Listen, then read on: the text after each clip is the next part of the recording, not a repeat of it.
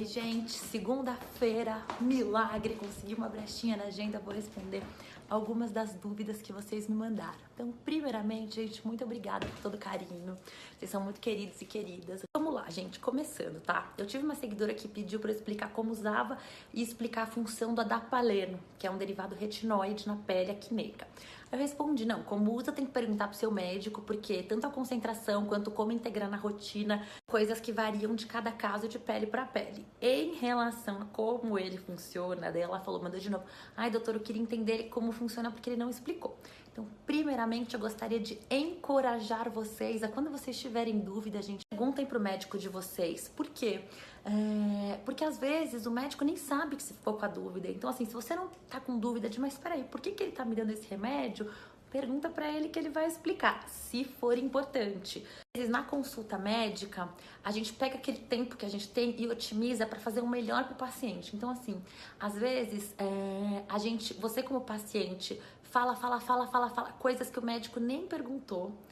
E aí ele vai ficar ouvindo, vai ter menos tempo pra explicar o que de fato importa. Então, por que eu tô falando isso? Porque eu mesma, direto vocês perguntam pra mim, ai, meu médico não me explicou isso. Primeiro que eu acho que na relação médico-paciente você tem que ter a liberdade de perguntar pro seu médico.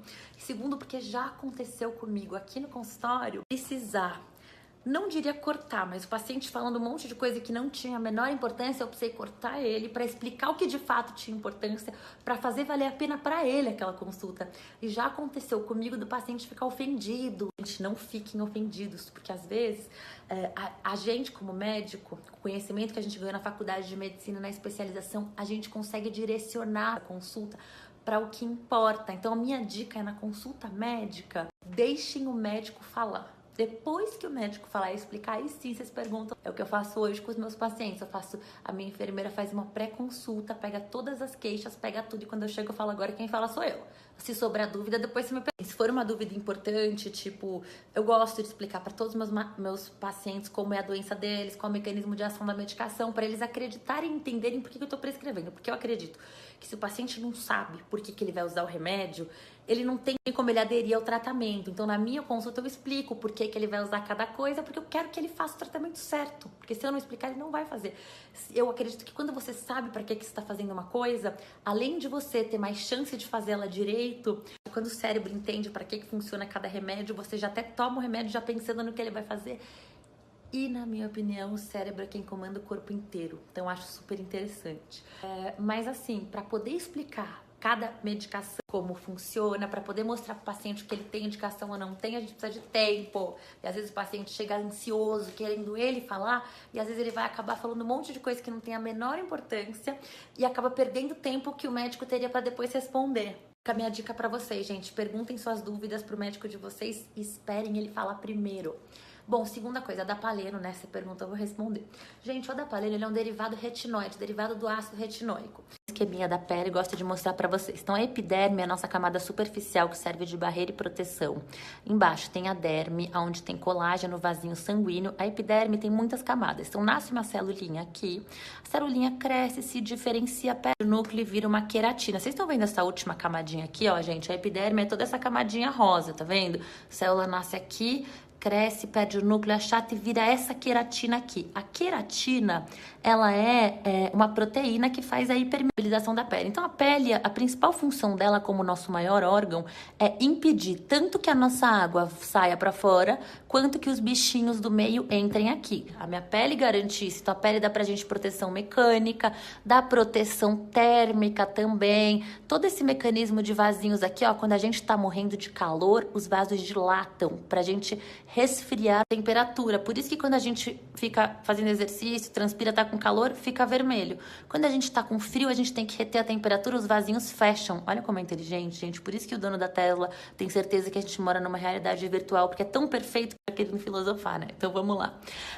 Então aqui tá a camada que hipermeabiliza a nossa pele, a epiderme, a queratina da epiderme. Aqui estão as células basais da epiderme. Na epiderme tem um monte de celulinha. Tem célula que produz pigmento, né, gente? Ele é a defesa da nossa pele contra a luz UV que machuca a nossa pele. Nosso corpo é tão esperto que ele produz a melanina aqui para fazer um bloqueio solar. Então, Então a epiderme é super importante. Os cremes, a grande maioria age aonde? Na epiderme, que é essa rosinha que queratiniza aqui e faz essa camada de permeabilidade.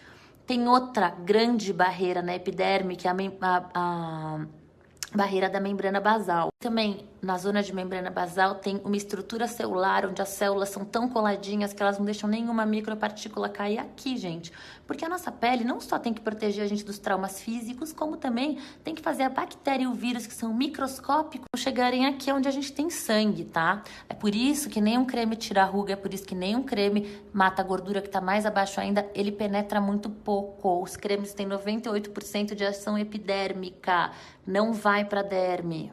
Quando você mantém a epiderme com antioxidante, com cremes bons aqui, ela manda uma mensagem intracelular para a derme degradar menos colágeno. Por isso, cremes são excelentes para manutenção, nunca para tirar um dano já estabelecido. Em relação ao adapaleno, vamos olhar aqui. A epiderme, a derme, tudo de novo. Só que aqui tem uma glândula sebácea que produz sebo. Por que produz sebo? Aqui estão os hormônios, né, que regulam essa glândula, que chegam aqui pelo sanguinho. E o sebo é produzido para ajudar a impermeabilizar a pele, na função de defesa da pele. Só que quem regula são os hormônios aqui. Então, as mulheres com variação de hormônio, TPM, muito comum mulher ter alteração nessa glândula que acaba produzindo um excesso de oleosidade. Mas a acne é uma doença muito mais complexa. E não existe só um excesso, essa glândula é gigante no acneico e produz muito sebo. Esse sebo sobe e fica preso nessa camada de queratina, porque na acne também existe um excesso de queratina. Então, aquela pessoa produz queratina em excesso aqui em cima. A queratina entope a saída do sebo, o sebo vai subir aqui, o que acontece? Ele fica preso, sobe a bolinha.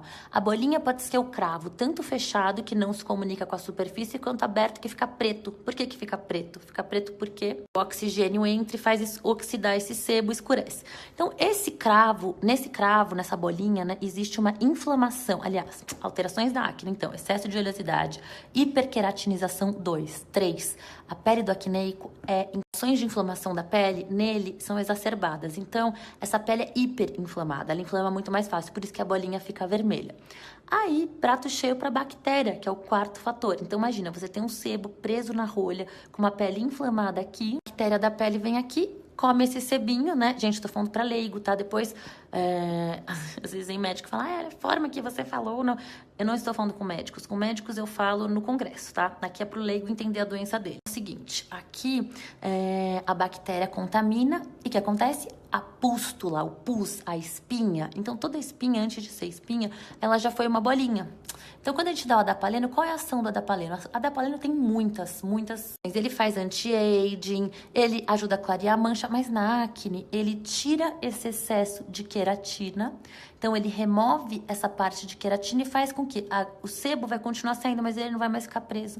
Então, em alguns casos, dependendo da acne, se for uma acne que tem um componente de excesso de queratina, uma hiperqueratinização, e aí só de tirar essa queratina que o adapaleno faz esse controle, em muitos casos a gente consegue uma melhora importante, em outros casos não, porque eu falei, são 4 componentes. Tem acne que a gente precisa associar uma diminuição das bactérias da pele, desinflamar aquela pele que é super inflamada. Em alguns casos tem desbalanço hormonal que faz aquela glândula produzir por causa dos hormônios estarem desregulados. Em outros casos,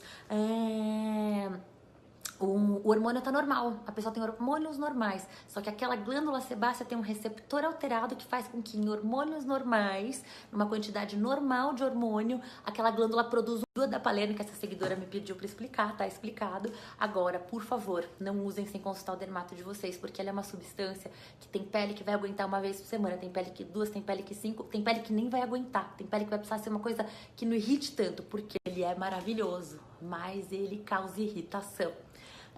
Então precisa ser prescrito por dermato, precisa ser muito bem usado e precisa ser associado. E se a sua acne tiver um componente mais forte de inflamação, for uma acne cística ou for uma acne com alteração hormonal ou tiver uma glândula muito grande, ele pode não ser a melhor escolha, tá?